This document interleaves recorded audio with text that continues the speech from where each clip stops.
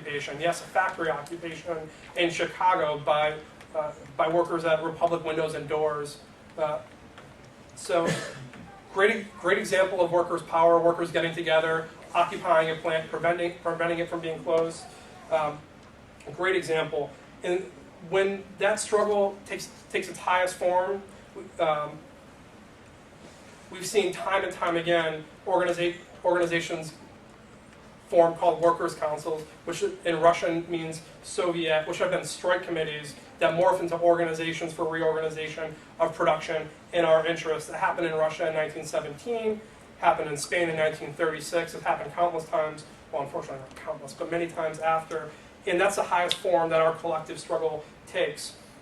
When we talk about struggle, we hope for change, but we also hope that our immediate struggles will generalize into more radical demands. There's an expression I like to use a lot. It's that with eating comes appetite. It's like you win this one reform, you win this one demand, and then you're like, oh, I got this little piece of the pie. I want to go for the whole pie now.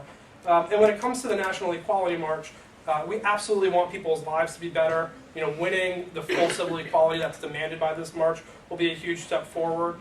And there are people, unfortunately, who dismiss it on the basis that it's not radical enough, which is entirely missing the point, because ordinary people move into activity with all sorts of ideas in their head, but it's not where they start, it's where they finish. And so there's an old idea that is like, once people win a reform, they'll say, oh, capitalism can grant us reforms, can grant reforms. Then they'll start to have illusions in capitalism, right? So like you win civil equality for LGBT people, and you're like, oh, capitalism can meet our demands. We're going to be okay. Let's just win this demand and then retire. But actually, winning reforms demonstrate the impossibility of genuine liberation under capitalism. Because what's going to happen when we win the demands of the National Equality March? The economy will still be in the tank. Unemployment will likely be worse. Housing will likely be worse. Overall financial inequality will be much worse. Unless there's another massive struggle, we're not going to be out of Iraq and Afghanistan anytime soon. There's all these things happening that are going to make our lives much worse. And just winning one reform, one demand, isn't going to bring us that much closer to liberation. We're going to have to continue all sorts of struggles. And us in the ISO, we're revolutionary socialists. We want an entirely different type of world than capitalism, i.e. socialism, which is the title of this meeting that you all came to. And we want people who are not yet socialists to fight with us for socialism.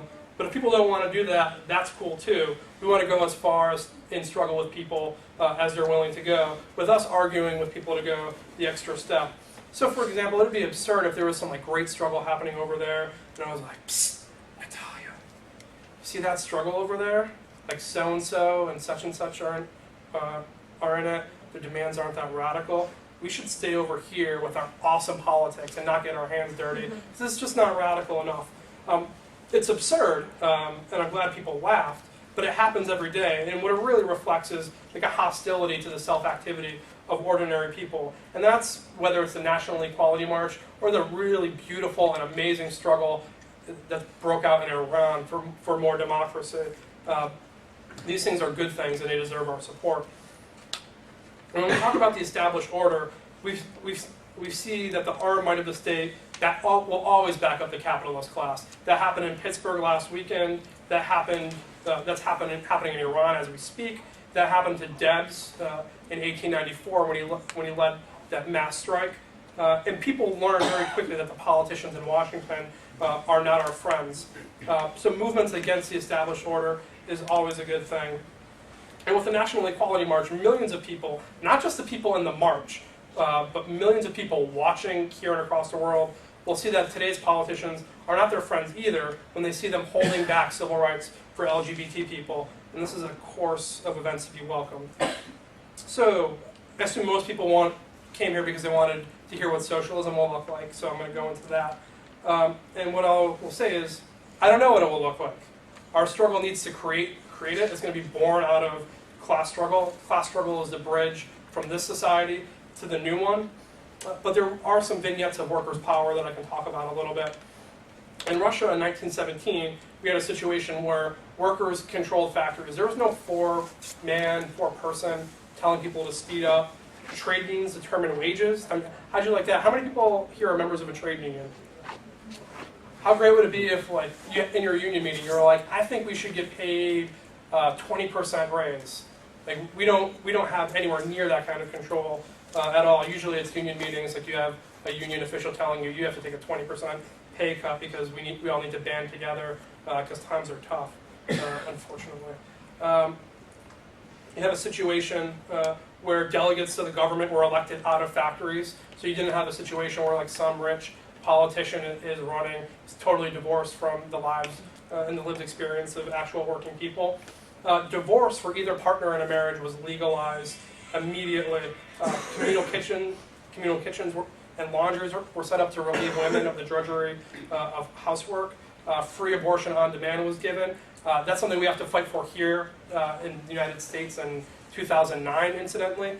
Anti-sodomy laws were abolished, also another thing we need to win here. So we've got a lot of work to do. Unfortunately, it was defeated in the course of an internal counter-revolution. There was a movement towards socialism in Germany in 1918 to 1923, in Spain in 1936 to 1937, that I'm sure none of us were taught about in like 8th grade history class.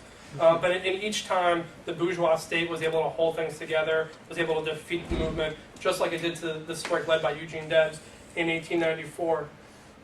So I'm gonna wrap up here because I know we're going to be geared for a great conversation. And I want to say that this is the best time for building genuine socialism in 2 generations.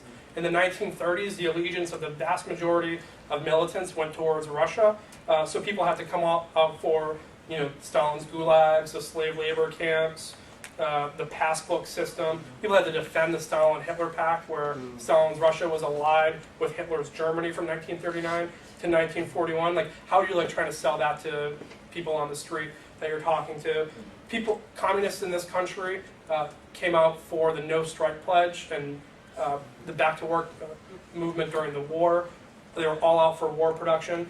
People in the Communist Party in this country even supported FDR, Franklin Delano Roosevelt's internment of Japanese Americans in our own gulags here. So, not a very easy thing to defend, and that's what has helped give communism and socialism a bad name in this country. Or in the 60s, the best militants of that generation wound up defending Mao's China or Castro's Cuba, where you weren't allowed to organize a trade union outside the control of the regime. Or in Castro's Cuba, you get locked up if you're a gay or lesbian for being a counter-revolutionary. Also not something that socialists should be defending. So now that socialism is being talked about, we have a tremendous opportunity to make sure we inject the right kind of socialist politics into this debate. And those are the politics of working class self-emancipation. And we hope everyone here joins us in that project.